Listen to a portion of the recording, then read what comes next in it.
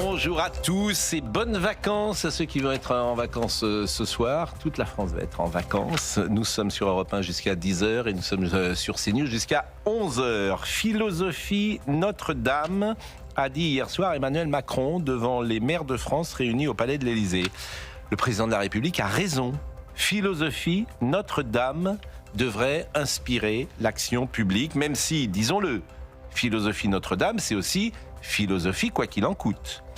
Et le président de poursuivre, comment on peut être dans une nation qui rebâtit Notre-Dame en 5 ans et à qui on dit à un agriculteur qui veut étendre son poulailler, ce sera 5 ans. Effectivement, monsieur le président, comment est-ce possible? Et c'est là qu'il existe une incompréhension. Quand le président souligne la difficulté pour l'agriculteur d'étendre son poulailler, c'est son bilan qu'il remet en cause. C'est comme si le président disait « Je n'ai pas réussi en 9 ans à faire en sorte que l'agriculteur puisse agir plus vite ». Mais, et c'est encore là qu'Emmanuel Macron nous laisse sans voix, on a le sentiment qu'il exclut sa responsabilité. C'est lui qui est aux commandes. C'est à lui qu'il doit poser la question, pas à nous. Les Français réclament de la simplification.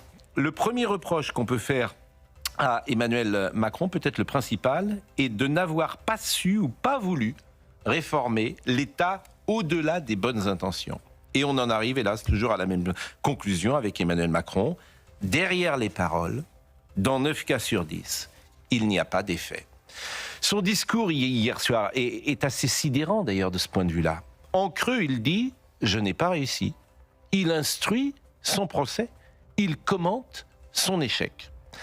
Alors, philosophie Notre-Dame, oui. Alors, méthode Notre-Dame, évidemment. Mais surtout, ne jugeons jamais un homme politique à ce qu'il dit. Voyons ce qu'il fait ou ce qu'il a fait. Félicité Kindoki, il est 9h.